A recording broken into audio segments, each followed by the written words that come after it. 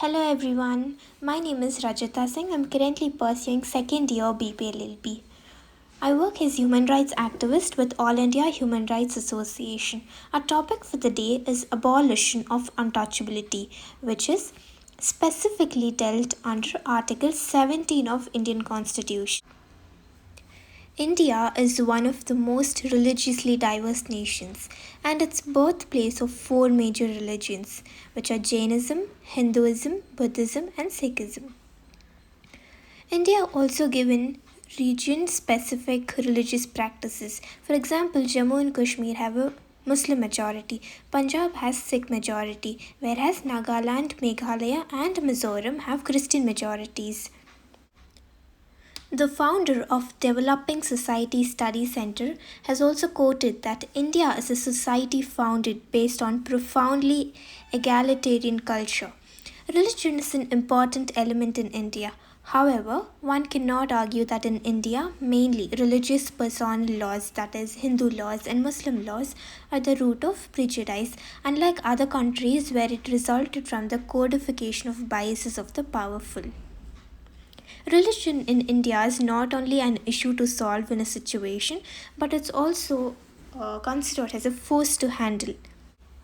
The Article 17 of Indian Constitution is important for the eradication of the practice of untouchability against the lower castes, that is SCs and STs in Indian society.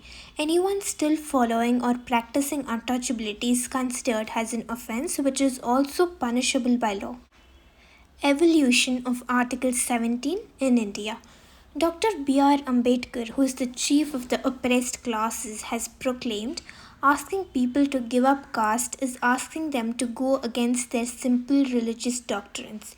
Among Hindu society, multitudinous caste divisions, it was the people who belonged to untouchable caste who endured the maximum disabilities and received the most uncivilized treatment for ages from their fellow religionists. For centuries, we've seen people of the untouchable castes were treated as slaves in most Hindu kingdoms, particularly in South India. The practice of caste based untouchability has been a blot on Indian society. We are concerned here with the practice of untouchability, whereby a certain section of Indian community was shunned in the past, excluded from religious practices in Hindu temples on account of their birth or profession.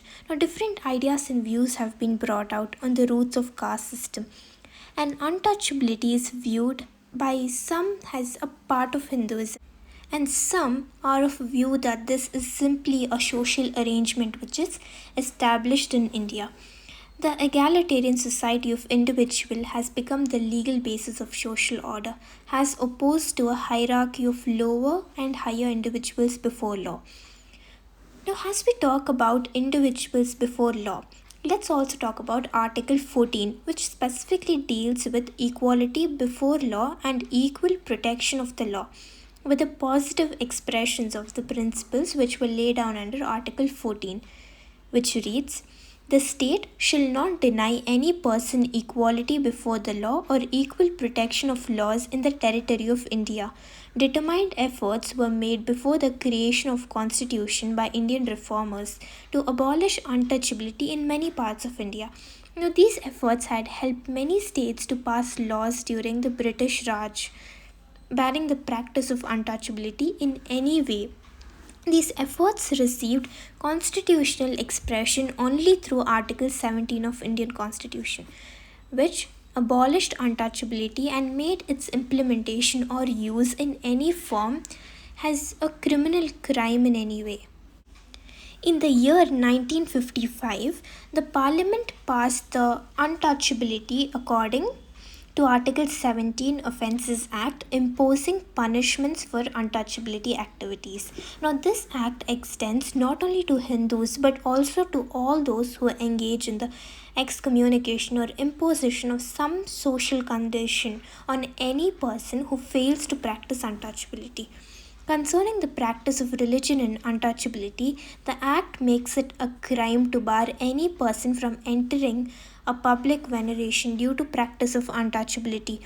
It can be any place such as temples, public transports, The term untouchability was described in Devaraja versus Padmanath trial.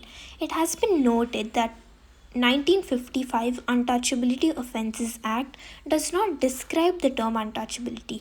The court noted that untouchability should not be taken in the strict sense under Article 17 of the Constitution, but it should be interpreted as a tradition which has existed and evolved in India.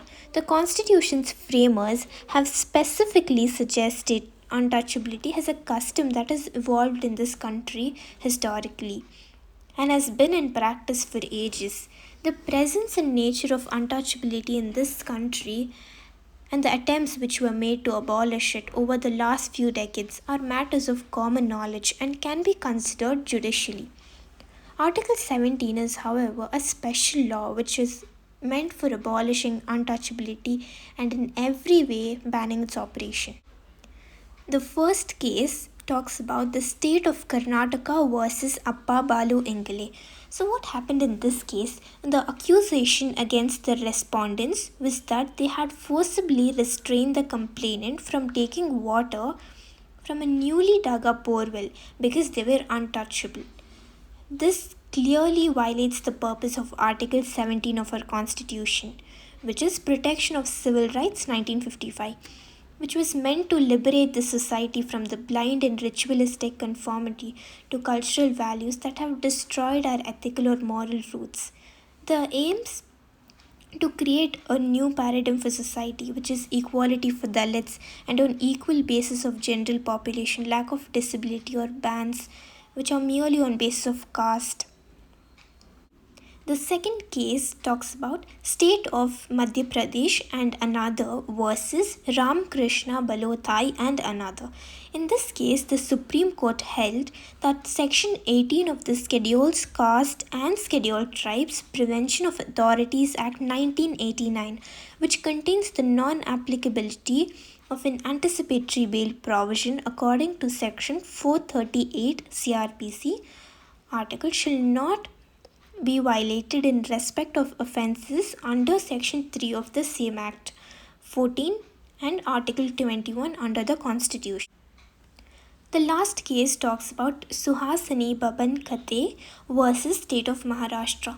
Insult offence on the ground of untouchability. Here, the complainant was a 30-year-old woman. Her credit card had no bad antecedents. She was a wife with 3 sons, and the youngest one being 1 year old. The alleged occurrence happened on the spur of the moment. In all of it changed, the alleged utterances were probably from the momentary rising in temper.